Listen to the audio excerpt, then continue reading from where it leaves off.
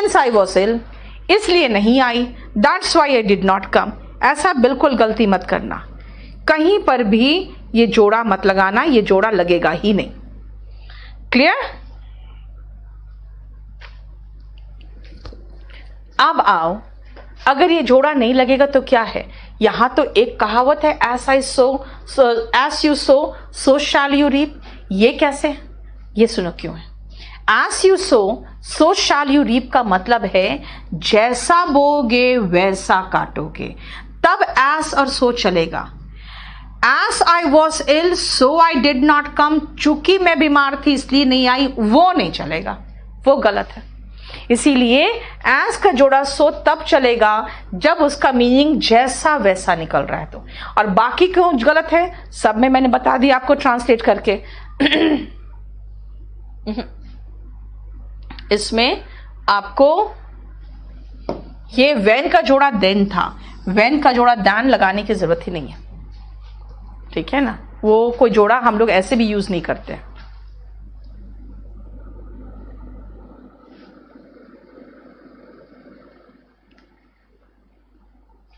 ठीक है, when he comes, if के साथ देन नहीं लगाओगे अनुष्का। इफ आई कम, आई के साथ कम्स कैसे लगा रहे हो बेटा? इफ के साथ आई कम और देन की जगह पे कॉमा लगाओ। If I come I will meet you. दो में क्यों लगेगा एस और सो? इसीलिए क्योंकि यहां पर ये कहावत है, प्रोवर्ब में पढ़ चुके हो, है ना। प्रोवर्ब में जो है सो है, हम कुछ नहीं कर सकते। फिर भी मैं मीनिंग आपको एक्सप्लेन करके समझा रही हूं कब लगेगा, तब भी मैंने आपको एक एक्सप्लेनेशन दे दिया है, ठीक है। करो, क्वेश्चंस करिए अब।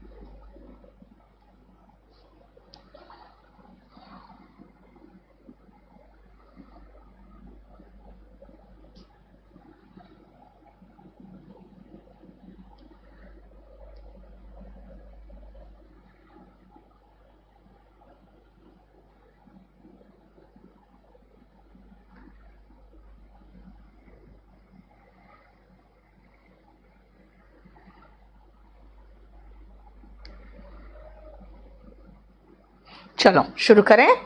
देखो, you must either be regular with your studies और स्टडी फॉर लॉन्गर पीरियड। या तो रेगुलर हो या फिर लंबे समय तक पढ़ो। अगर खाली एग्जाम के समय पढ़ोगे तो लंबे लंबे समय तक पढ़ना पड़ेगा आपको। The period between 1980 to 1990 was very significant in my life। देखो, या तो बिटवीन के साथ एंड लगा दो, लेकिन जानते हो बेहतर होता है फ्रॉम 1980 to 1990। हालांकि बिटवीन एंड भी चलेगा, लेकिन यहां पे हम 1980 को भी इंक्लूड करना चाहेंगे ना, तो इसीलिए हमें जो लगता है आंसर में आपको कुछ दिक्कत होगा। मैं एक बार देख लूं इसका आंसर, मुझे फ्रॉम और टू बेहतर लगेगा, शायद बिटवीन एंड है इसका आंसर।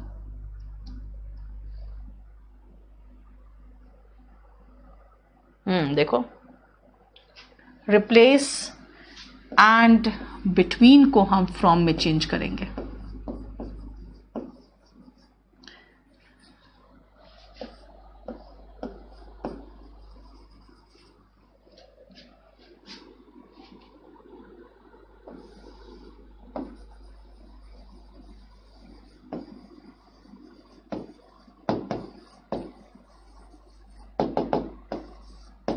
मैं बताती हूं क्यों मैंने आंसर क्यों चेंज कर दिया।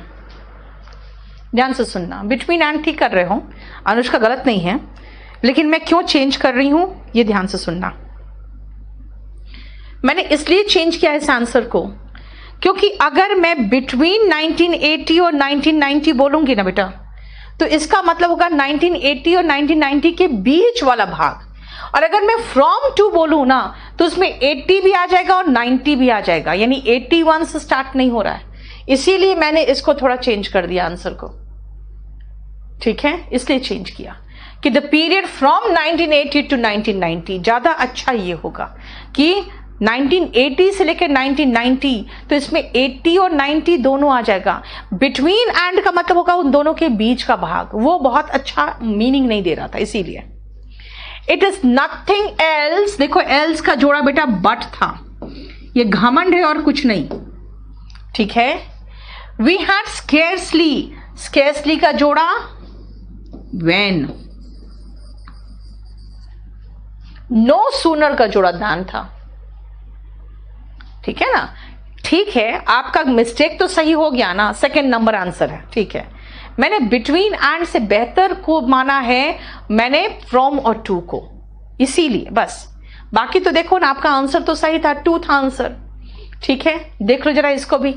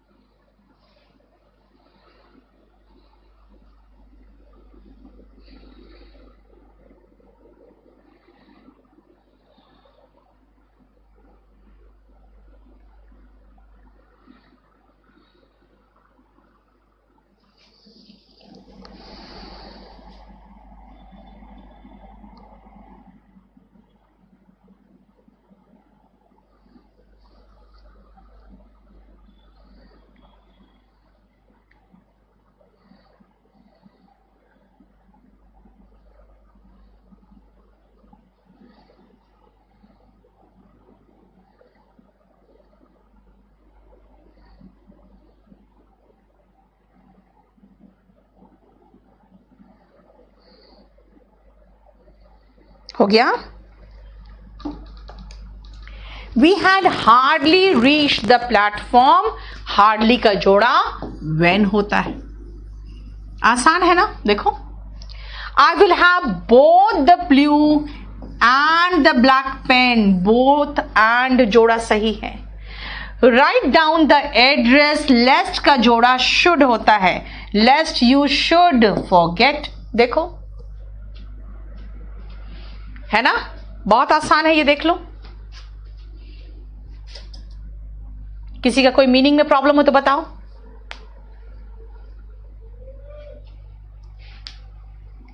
Yes Dhirendra, it will be over this month. Mobile में टेस्ट फुल स्क्रीन नहीं चलता बेटा, मुझे एक बार चेक करना पड़ेगा, वो मैं देखती हूं। नेक्स्ट करो।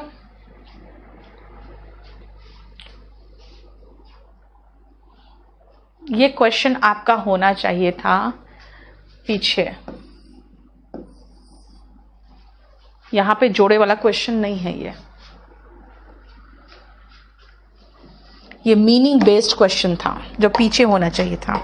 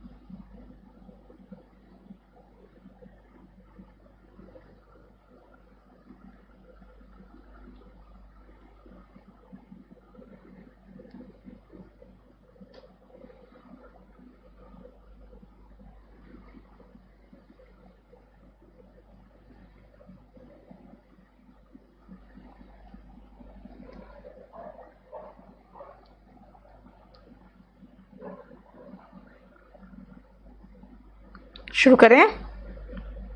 देखो ध्यान से, rice is to Japanese while potatoes are to many Europeans. नहीं बेटा, जो जापानीज के लिए राइस है ना, यूरोपियंस के लिए वही चीज पोटैटो है। Rice is to Japanese what potatoes are to many Europeans, यानी जो जापानीज राइस बहुत खाते हैं, है ना, तो यूरोपियंस के लिए उतना ही इंपॉर्टेंट पोटैटोज है। इसका मतलब क्या करें, what rice is to Japanese what potatoes are to many Europeans. ठीक है, क्लियर? बताओ। Thank you Rajveer, thank you so much. बताओ कोई इश्यू? एंड नो सूनर, बेटा नो सूनर का जोड़ा तो दान है, ये तो हम लोग देख चुके। नो सूनर का दान है। क्लियर? ये समझना मीनिंग क्या बोल रही हूं। राइस जापानीज के लिए वही चीज है जो यूरोपियंस के लिए पोटैटो है, जो के लिए वॉट आएगा ना बीच में। ठीक है, नेक्स्ट देखो 10 और 11।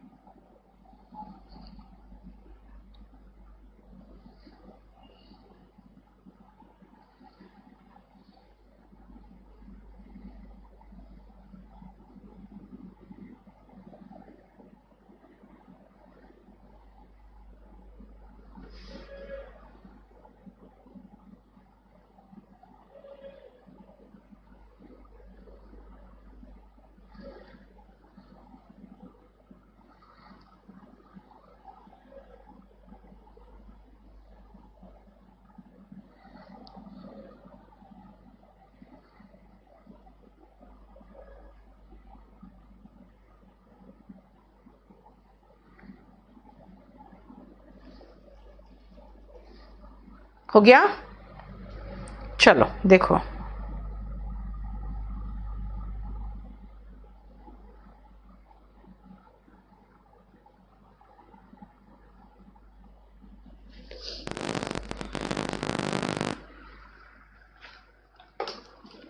ही is not only good but also, ये चाहिए हमें। As I am suffering from fever, मैंने कहा था सो जोड़ा नहीं होता। Grant me leave, grant me leave, please grant me leave। चलो प्लीज लगा दिया, चलेगा। As I am suffering, क्योंकि मैं बीमार हूं इसीलिए मुझे लीव चाहिए। तो इस कंडीशन में as का जोड़ा सो अभी मना किया था, नहीं है ना, बस वही तो करना। देखो क्लियर? और ये सारे आपके आंसर्स एक जगह पे है, बाकी सारा करेक्शन कर दिया। क्लियर? बोलो कोई इश्यू यहां तक?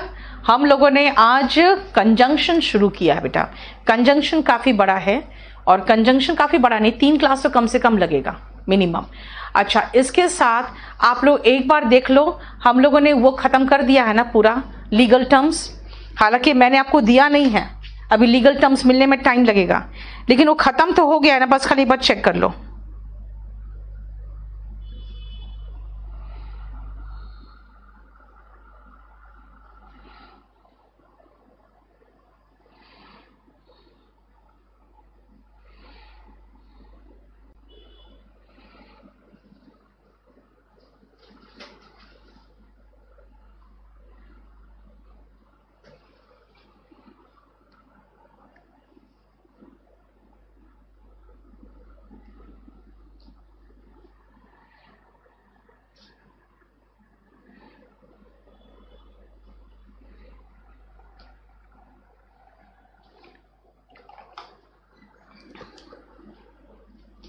दस का मीनिंग बताएं, 10 नंबर का मीनिंग क्या बोला? यस हो चुका है ना, तो हो चुका है तो फिर क्यों हाँ मुना कहा? किसी ने कह दिया 5 और 6 नंबर पेज आपने नहीं कराया। 10 का मीनिंग बता दे। He is not only a good teacher but also a good man.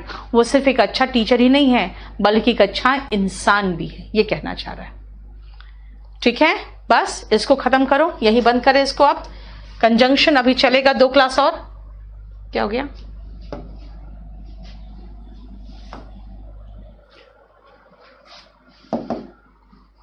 जरा इस चैप्टर को समझने की कोशिश करो। अब कंजंक्शन चलेगा, वो कैप का पोर्शन किस जगह पे मैं ये करा रही हूं। अब जरा एक बार देखो,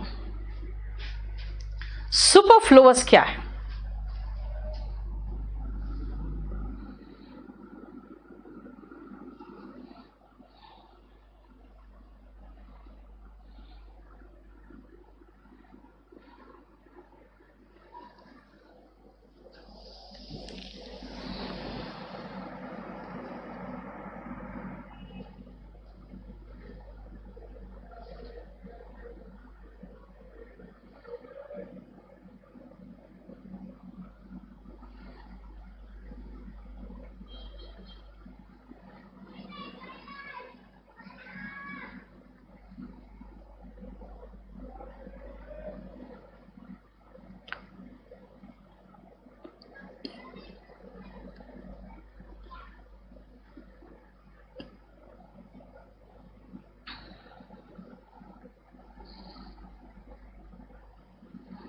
चलो देखो, सुपरफ्लुअस का मतलब क्या है? More than what is needed, जितना जरूरी उससे ज्यादा का इस्तेमाल। बेटा फिक्स प्रेपोजिशन मैं कराऊंगी, उसके लिए अब टेंशन मत लो। मैं हर क्लास में, क्योंकि बनने खाली दिक्कत एक ही चीज है बेटा, बनना। मैंने जो अपनी किताब के लिए बनाया है उसको थोड़ा मैं अलग ढंग से बनाना चाह रही हूं, ठीक है ना? तो थोड़ा बनने में दिक्कत है, जैसे उसको बनता चला जाएगा वैसे मैं लेके आके आपको कराते चले जाऊंगी। मैं कोशिश यही करूंगी कि हर क्लास में मैं आपको अराउंड 100 फिक्स प्रेपोजिशन का असाइनमेंट के साथ कराते जाऊं। येट का यूज बेटा नेगेटिव सेंस में होता है ऐसे नहीं, फिर भी उस सेंस में होगा। नीडेड का मतलब जरूरी। आओ सुनो, superfluous means more than what is needed, जितना जरूरी उससे ज्यादा का इस्तेमाल। इसका सिनोनिम रिडंडेंट है। एक बार इसका सिनोनिम भी पूछा है, रिडंडेंट, और इसका एंटोनिम एक बार पूछा है। एंटोनिम इसका होता है स्केर्स। अगर मैं इसका एंटोनिम की बात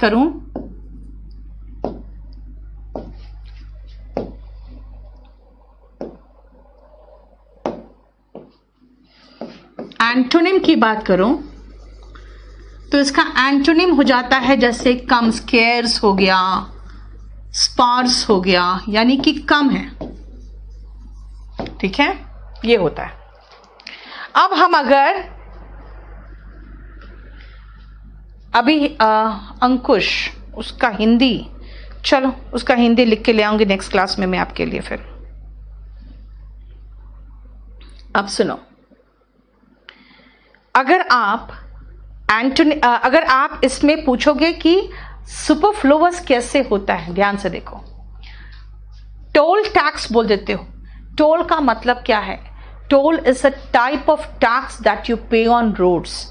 इसीलिए अगर हम टोल की बात करें तो ये एक प्रकार का टैक्स है। इसलिए टोल के साथ आप टैक्स वर्ड यूज नहीं कर सकते हो। ये जो अंदर जो वर्ड दिया हुआ है ना, ये जो अंदर वर्ड दिया है ब्रैकेट में, वो अंदर जो ब्रैकेट वाला वर्ड है वो अगर देखोगे तो वो उसको सुपरफ्लुअस बना रहा है। यानी हम अंदर वाले वर्ड को सुपरफ्लुअस मानोगे। और एक बार जरा बंद करना, 1 सेकंड रुकना बेटा।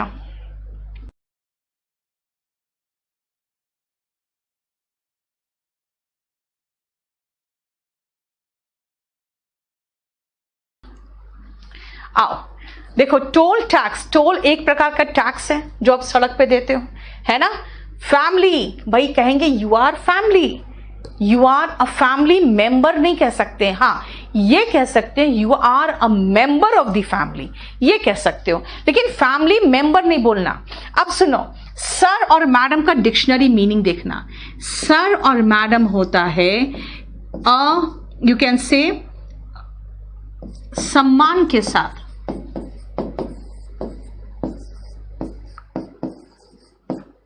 संबोधन करने वाला शब्द।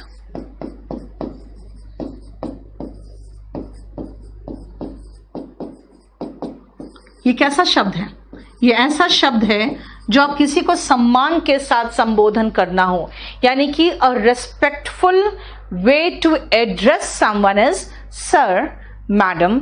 अब रेस्पेक्टेड उसको सुपरफ्लुअस नहीं बनाएगा। सोचो, जब ये सम्मान के साथ हम संबोधन करने के लिए सर और मैडम लगा रहे हैं तो उसके साथ रेस्पेक्टेड वर्ड उसको सुपरफ्लुअस बनाएगा। ठीक है ना। फैमिली का मतलब ये हो जाता है परिवार या परिवार का सदस्य, दोनों हो जाता है। इसको मेंबर सुपरफ्लुअस बना रहा है। उसी तरह से कस्टम, ट्रेडिशन और प्रैक्टिस का मतलब क्या है, खुद सोचो। कस्टम, ट्रेडिशन और प्रैक्टिस का मतलब क्या है? ये सारा हमारा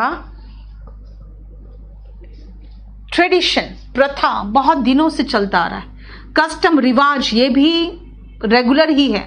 प्रैक्टिस, ये भी तो यूजुअली ही चलता आता है। इसलिए इसके साथ यूजुअल वर्ड जो है वो गलत हो जाएगा।